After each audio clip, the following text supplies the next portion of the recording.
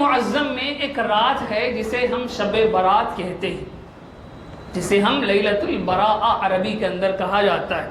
لیلۃ البراء یعنی شب برات ہے یا نہیں؟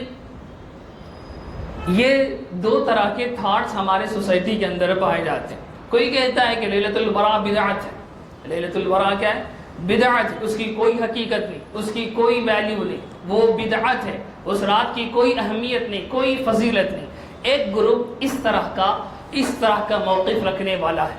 ایک گروپ یہ اس ایکسٹریم کو گیا کہ اس نے ساری طرح کی خرافات اسی رات کو بنا لی، لیلۃ البراء کو تہوار بنا لیا، لیلۃ البراء کو عید کا سما بنا لیا، لیلۃ البراء کو ساری رات جاگنا ضروری قرار دیا، لیلۃ البراء کو وہ عید کے طور پر منانے لگا، لیلۃ البراء کو وہ نئے کپڑے پہننے کا اہتمام کرنے لگے، وہ قبرستان جانے کو ضروری اور واجب کا درجہ دینے لگے۔ ایک گروپ یہ اس طرف گئی، ایک گروپ اس طرف گئی۔ میں نے کہا اہل السنہ والجماعہ کا موقف اعتدال کا ہے، میانہ روی کا ہے۔ میرے بھائیو توجہ فرمائیے، میں آپ کو مسئلہ دینے لگا ہوں، میں آپ کو اصل ایشو سمجھانے لگا ہوں۔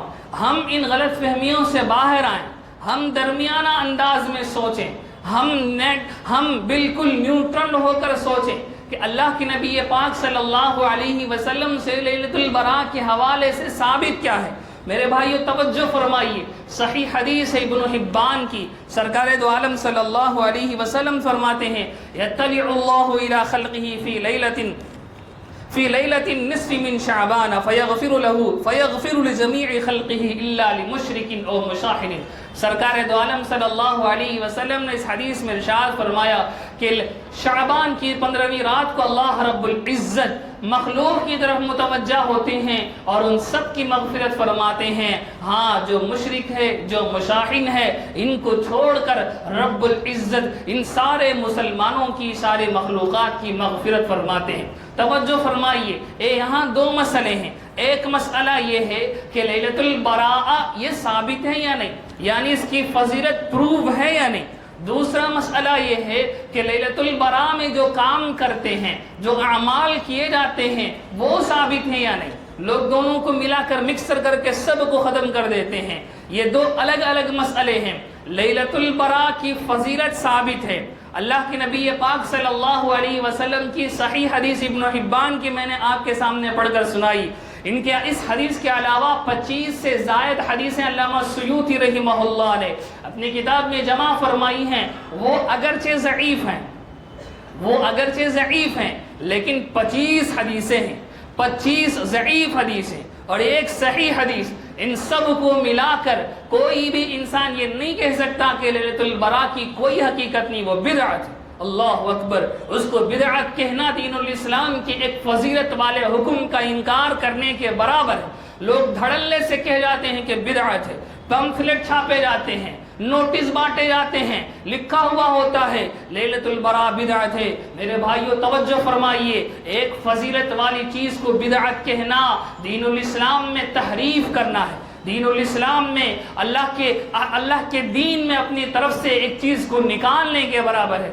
اس لیے بات سمجھ لیں کہ لیلۃ البراء پروون ہے، لیلۃ البراء ثابت ہے۔ ضعیف حدیثوں کے بارے میں یہ مختصر بات آپ اپنے ذہنوں میں رکھ لیں کہ ضعیف حدیث کا ترجمہ جو لوگ کرتے ہیں کہ کمزور حدیث، یا طویل میں جو کہتے ہیں کہ بلوین معنی حدیث، بالکل غلط ترجمہ ہے۔ ضعیف حدیث کو بلوین معنی حدیث کہا نہیں جا سکتا۔ ضعیف حدیثیں حجت ہیں۔ پوری امت کے علماء فضیلت والی چیزوں میں ضعیف حدیثوں کو معتبر مانتے ہیں۔ محدثین میں سے بہت بڑے محدث ہیں امام احمد بن حنبل رحمہ اللہ، جن کی مسند احمد نامی ایک عظیم الشان کتاب 30 جلدوں میں چھپی ہوئی ہے، حدیث کی معتبر ترین کتاب ہے۔ محدث امام احمد بن حنبل رحمہ اللہ فرماتے ہیں کہ ہم احکام میں شدت کرتے ہیں حدیثوں کو لینے میں، لیکن فضیلت کی حدیثوں میں ہم نرمی اختیار کرتے ہیں۔ فضیلت کی حدیثوں میں ہم کیا کرتے ہیں؟ نرمی اختیار کرتے ہیں۔ تو حدیثوں کا، ضعیف حدیثوں کے بارے میں یہ نقطہ نظر رکھنا کہ وہ کمزور ہیں، وہ بلوین معنی حدیث ہے، بالکل غلط ہے۔ ضعیف کا ترجمہ کمزور نہیں ہے۔ ضعیف کا ترجمہ کیا نہیں ہے؟ کمزور نہیں ہے. جس مسئلے میں صحیح حدیث موجود نہ ہو پوری امت اس مسئلے میں ضعیف حدیث پر عمل کرتی ہے. جس مسئلے میں ضعیف صحیح حدیث نہ ہو پوری امت اس مسئلے میں ضعیف حدیث پر عمل کرتی ہے. میں ڈھیر ساری مثالیں آپ کے سامنے رکھ سکتا ہوں. میرے استاد علامہ سعید احمد صاحب پالنپوری رحمۃ اللہ علیہ فرمایا کرتے تھے، اس کی مثال ایسی ہے کہ کسی کے پاس فرسٹ کلاس کا ٹکٹ ہو ٹرین کا تو وہ فرسٹ کلاس میں سوار ہوگا، کسی کے پاس فرسٹ کلاس کا ٹکٹ نہ ہو تو وہ سیکنڈ کلاس میں سوار ہوگا. وہ سیکنڈ کلاس میں سوار ہوگا، وہ سامان گاڑی میں تو نہیں سوار ہوگا. میرے بھائیوں ایسا ہی ہے کہ صحیح حدیث جہاں نہیں ہے وہاں ضعیف حدیثوں پر پوری امت عمل کرتی ہے. یہ تو لوگ کہتے ہیں کہ ضعیف حدیث ہے، ضعیف حدیث ہے، اس کا کوئی اعتبار نہیں. انہیں دین الاسلام کا صحیح علم نہیں، انہیں اصول الحدیث کا کوئی علم نہیں، انہیں اصول الفقہ سے کوئی مناسبت اور کوئی لگاؤ نہیں. بہرحال میں کہہ یہ رہا ہوں کہ شب برات کی فضیلت ثابت ہے، شب برات کی فضیلت ثابت ہے کہ اس رات اللہ رب العزت براءت کا اعلان فرماتے ہیں. براءت کے معنی کیا ہیں؟ چھٹی کرا دینا، معاف کر دینا، اسی کو مغفرت کر دینا کہتے ہیں. اللہ رب العزت اس رات لوگوں کی مغفرت فرماتے ہیں. چند لوگوں کے بارے میں حدیثوں میں ہے کہ ان کی مغفرت نہیں ہوتی، اس میں ایک مشرک ہو گیا، ایک حسد کینہ رکھنے والا ہو گیا، یہ ایک چغلی کھانے والا ہو گیا. اس طرح کی مختلف حدیثوں میں ان کا ذکر آیا ہے. اب دوسرے مسئلے کی طرف ہم جائیں گے، شب برات میں کیا کر سکتے ہیں؟ شب برات میں کیا کر سکتے ہیں؟ تو حدیثوں میں 3 اعمال کا ذکر ہے اور وہ ضعیف حدیثیں. میں کہہ دیا ہوں کہ ضعیف حدیثوں کو فضائل میں عمل کے طور پر قبول کیا جاتا ہے، ضعیف حدیثوں پر عمل کیا جاتا ہے. جہاں صحیح حدیث نہ ہو جس مسئلے میں، اس مسئلے میں ضعیف حدیث پر پوری امت عمل کرتی ہے. صرف امام اعظم ابو حنیفہ نہیں، صرف امام شافعی رحمہ اللہ نہیں، صرف امام مالک نہیں، صرف امام احمد بن حنبل نہیں، پوری امت جس مسئلے میں صحیح حدیث نہ ہو اس مسئلے میں ضعیف حدیث پر عمل کرتی ہے. صحیح حدیث کسے کہتے ہیں، ضعیف حدیث کسے کہتے ہیں، ایک لمبا موضوع ہے، اس کو میں یہاں تفصیل سے بیان نہیں کر سکتا. کسی اور موقع پر ہم اس مسئلے پر گفتگو کریں گے انشاءاللہ العزیز. 3 طرح کے اعمال حدیثوں سے ثابت ہیں، ضعیف حدیثوں سے ثابت ہیں. ایک یہ کہ اس رات کو انسان جتنی ہو سکے اتنی عبادت کرے گا. نمبر 1، جتنی عبادت کر سکتا ہو، اس کے بس میں ہو. یعنی وہ تھکا ہوا ہے، صبح سے نوکری کر کے آیا ہے، دھندا کر کے آیا ہے، وہ تھکا ہوا 1 گھنٹہ عبادت کر سکتا ہے، 1 گھنٹہ کر لے، آدھا گھنٹہ کر سکتا ہے، آدھا گھنٹہ کر لے. کچھ بھی نہیں کر سکتا 2 رکعتیں پڑھ لے، 2 رکعتیں پڑھ لے. یا ہو سکتا ہے 3-4 گھنٹے جا کر عبادت کر لے. جتنا اس سے ہو سکے اتنی اس رات کو وہ عبادت کرے گا. انفرادی الگ الگ، اجتماعی نہیں. اجتماعی عبادت حدیثوں سے ثابت نہیں ہے، میں آگے اس کو تفصیل سے بیان کروں گا. دوسرا عمل جو اس حدیث سے ثابت ہے وہ ہے کہ اس کے دوسرے دن روزہ رکھے گا.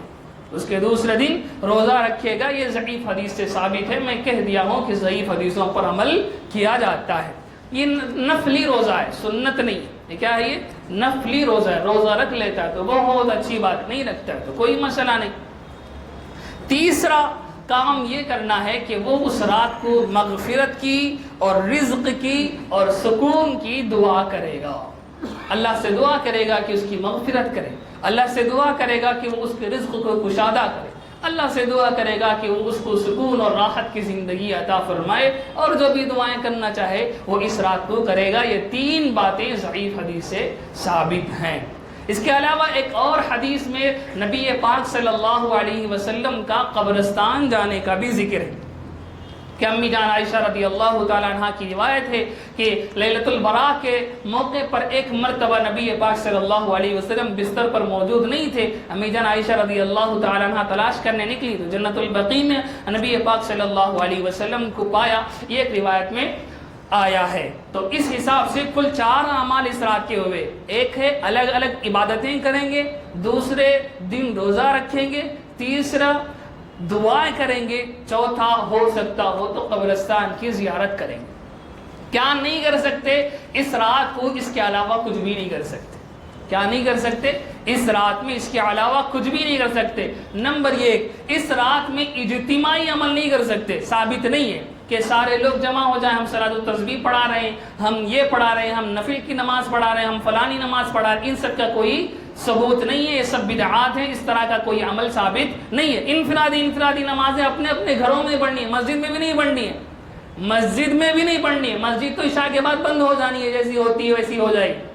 مسجدوں میں بھی جمع ہونا حدیثوں سے ثابت نہیں ہے، اپنے اپنے گھروں میں جتنا ہو سکا اتنی عبادت کریں، نہیں ہو سکا تو پڑھ کر سو جائیں، اس کے علاوہ اور کوئی حکم نہیں ہے۔